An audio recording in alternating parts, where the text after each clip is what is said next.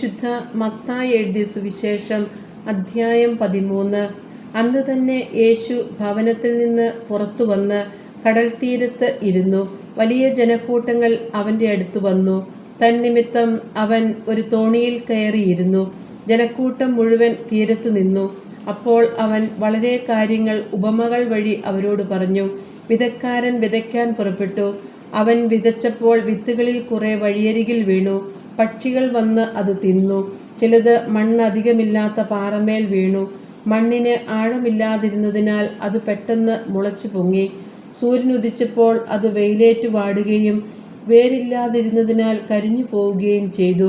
വേറെ ചിലത് മുൾച്ചെടികൾക്കിടയിൽ വീണു. മുൾച്ചെടികൾ വളർന്ന് അതിനെ ഞെരുക്കിക്കളഞ്ഞു. മറ്റു ചിലത് നല്ല നിലത്ത് വീണു. അത് 100 മേനിയും 60 മേനിയും 30 മേനിയും വിളവ് നൽകി. ചെവിയുള്ളവൻ കേൾക്കട്ടെ. അപ്പോൾ ശിഷ്യന്മാർ അടുത്തെത്തി അവനോട് ചോദിച്ചു, നീ അവരോട് ഉപമകൾ വഴി സംസാരിക്കുന്നത് എന്തുകൊണ്ട്? അവൻ മറുപടി പറഞ്ഞു, സ്വർഗരാജ്യത്തിൻ്റെ രഹസ്യങ്ങൾ അറിയാനുള്ള വരം നിങ്ങൾക്കാണ് ലഭിച്ചിരിക്കുന്നത്. അവർക്ക് അത് ലഭിച്ചിട്ടില്ല. ഉള്ളവന് നൽകപ്പെടും, അവന് സമൃദ്ധി ഉണ്ടാവുകയും ചെയ്യും. ഇല്ലാത്തവനിൽ നിന്ന് ഉള്ളതുപോലും എടുക്കപ്പെടും. അതുകൊണ്ടാണ് ഞാൻ അവരോട് ഉപമകൾ വഴി സംസാരിക്കുന്നത്. കാരണം അവർ കണ്ടിട്ടും കാണുന്നില്ല, കേട്ടിട്ടും കേൾക്കുന്നില്ല, ഗ്രഹിക്കുന്നുമില്ല. യേശയ്യായുടെ പ്രവചനം അവരിൽ പൂർത്തിയായിരിക്കുന്നു. നിങ്ങൾ തീർച്ചയായും കേൾക്കും, എന്നാൽ മനസ്സിലാക്കുകയില്ല. നിങ്ങൾ തീർച്ചയായും കാണും, എന്നാൽ ഗ്രഹിക്കുകയില്ല. അവർ കണ്ണുകൊണ്ട് കണ്ട്, കാതുകൊണ്ട് കേട്ട്, ഹൃദയം കൊണ്ട് മനസ്സിലാക്കി മാനസാന്തരപ്പെടുകയും ഞാൻ അവരെ സുഖപ്പെടുത്തുകയും അസാധ്യമാകുമാറ് ഈ ജനതയുടെ ഹൃദയം കഠിനമായി തീർന്നിരിക്കുന്നു. ചെവിയുടെ കേൾവി മന്ദീഭവിച്ചിരിക്കുന്നു. കണ്ണവർ അടച്ചു കളഞ്ഞിരിക്കുന്നു. നിങ്ങളുടെ കണ്ണുകൾ ഭാഗ്യമുള്ളവ, എന്തെന്നാൽ അവ കാണുന്നു. നിങ്ങളുടെ കാതുകൾ ഭാഗ്യമുള്ളവ, എന്തെന്നാൽ അവ കേൾക്കുന്നു. സത്യമായി ഞാൻ നിങ്ങളോട് പറയുന്നു, അനേകം പ്രവാചകന്മാരും നീതിമാന്മാരും നിങ്ങൾ കാണുന്നവ കാണാൻ ആഗ്രഹിച്ചു, എങ്കിലും കണ്ടില്ല. നിങ്ങൾ കേൾക്കുന്നവ കേൾക്കാൻ ആഗ്രഹിച്ചു, എങ്കിലും കേട്ടില്ല.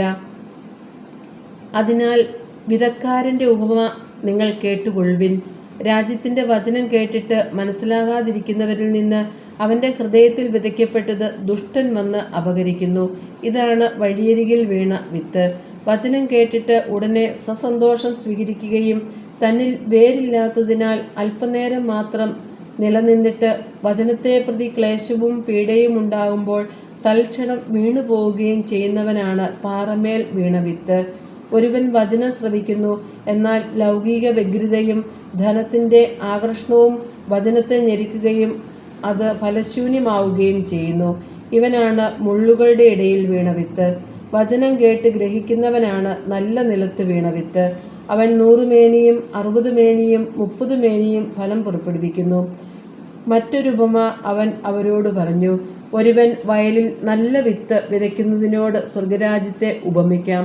ആളുകൾ ഉറക്കമായപ്പോൾ അവൻ്റെ ശത്രു വന്ന് ഗോതമ്പിനിടയിൽ കള വിതച്ചിട്ട് കടന്നു കളഞ്ഞു. ചെടികൾ വളർന്ന് കതിരായപ്പോൾ കളകളും പ്രത്യക്ഷപ്പെട്ടു. വേലക്കാർ ചെന്ന് വീട്ടുടമസ്ഥനോട് ചോദിച്ചു, യജമാനനെ, നീ വയലിൽ നല്ല വിത്തല്ലേ വിതച്ചത്? പിന്നെ കളകൾ ഉണ്ടായത് എവിടെ നിന്ന്? അവൻ പറഞ്ഞു, ശത്രുവാണ് ഇത് ചെയ്തത്. വേലക്കാർ ചോദിച്ചു, ഞങ്ങൾ പോയി കളകൾ പറിച്ചു കൂട്ടട്ടെ? അവൻ പറഞ്ഞു, വേണ്ട. കളകൾ പറിച്ചെടുക്കുമ്പോൾ അവയോടൊപ്പം ഗോതമ്പ് ചെടികളും നിങ്ങൾ പിഴുതു കളഞ്ഞെന്നു വരും. കൊയ്ത്തുവരെ അവ രണ്ടും ഒരുമിച്ച് വളരട്ടെ. കൊയ്ത്തുകാലത്ത് ഞാൻ കൊയ്ത്തുകാരോട് പറയും, ആദ്യമേ കളകൾ ശേഖരിച്ച് തീയിൽ ചുട്ടുകളയുവാൻ അവ കെട്ടുകളാക്കി വയ്ക്കുവിൻ. ഗോതമ്പ് എൻ്റെ ധാന്യപ്പുരയിൽ സംഭരിക്കുവിൻ. വേറൊരു ഉപമ അവൻ അവരോട് പറഞ്ഞു. സ്വർഗരാജ്യം ഒരുവൻ വയലിൽ പാകിയ കടുകുമണിക്ക് സദൃശ്യം. അത് എല്ലാ വിത്തിനേക്കാൾ ചെറുതാണ്. എന്നാൽ വളർന്നു കഴിയുമ്പോൾ അത് മറ്റു ചെടികളെക്കാൾ വലുതായി ആകാശപ്പറവകൾ വന്ന് അതിൻ്റെ ശിഖരങ്ങളിൽ ചേക്കേറാൻ തക്കവിധം മരമായി തീരുന്നു. മറ്റൊരു ഉപമ അവൻ അവരോട് അരുളി ചെയ്തു. 3 ഇടങ്ങഴി മാവിൽ അത് പുളിക്കുവോളം ഒരു സ്ത്രീ ചേർത്ത പുളിപ്പിന് സദൃശ്യമാണ് സ്വർഗരാജ്യം. ഇതെല്ലാം യേശു ഉപമകൾ വഴിയാണ് ജനക്കൂട്ടത്തോട് അരുളി ചെയ്തത്. ഉപമകളിലൂടെ അല്ലാതെ അവനൊന്നും അവരോട് പറഞ്ഞിരുന്നില്ല. ഞാൻ ഉപമകൾ വഴി സംസാരിക്കും, ലോകസ്ഥാപനം മുതൽ നിഗൂഢമായിരുന്നവ ഞാൻ പ്രസ്താവിക്കും എന്ന പ്രവാചക വചനം പൂർത്തിയാകാനായിരുന്നു ഇത്. ജനക്കൂട്ടത്തെ പറഞ്ഞയച്ചിട്ട് അവൻ വീട്ടിലേക്ക് വന്നു. ശിഷ്യന്മാർ അവൻ്റെ അടുത്ത് വന്ന് അപേക്ഷിച്ചു, വയലിലെ കളകളെ സംബന്ധിക്കുന്ന ഉപമ ഞങ്ങൾക്ക് വിശദീകരിച്ചു തന്നാലും. അവൻ ഉത്തരം പറഞ്ഞു, നല്ല വിത്ത് വിതയ്ക്കുന്നവൻ മനുഷ്യപുത്രനാണ്. വയൽ ലോകവും. നല്ല വിത്ത് രാജ്യത്തിൻ്റെ പുത്രന്മാരും കളകൾ ദുഷ്ടൻ്റെ പുത്രന്മാരുമാണ്. അവ വിതച്ച ശത്രു പിശാചാണ്. കൊയ്ത്ത് യുഗാന്തമാണ്. കൊയ്ത്തുകാർ ദേവദൂതന്മാരും. കളകൾ ശേഖരിച്ച് അഗ്നിക്കിരയാക്കുന്നത് എങ്ങനെയോ അങ്ങനെ തന്നെ യുഗാന്തത്തിലും സംഭവിക്കും. മനുഷ്യപുത്രൻ തൻ്റെ ദൂതന്മാരെ അയക്കുകയും അവർ അവൻ്റെ രാജ്യത്തു നിന്ന് എല്ലാ പാപഹേതുക്കളെയും തിന്മ പ്രവർത്തിക്കുന്നവരെയും ഒരുമിച്ച് കൂട്ടി അഗ്നികുണ്ഡത്തിലേക്ക് എറിയുകയും ചെയ്യും. അവിടെ വിലാപവും പല്ലുകടിയുമായിരിക്കും. അപ്പോൾ നീതിമാന്മാർ തങ്ങളുടെ പിതാവിൻ്റെ രാജ്യത്തിൽ സൂര്യനെ പോലെ പ്രശോഭിക്കും. ചെവിയുള്ളവൻ കേൾക്കട്ടെ.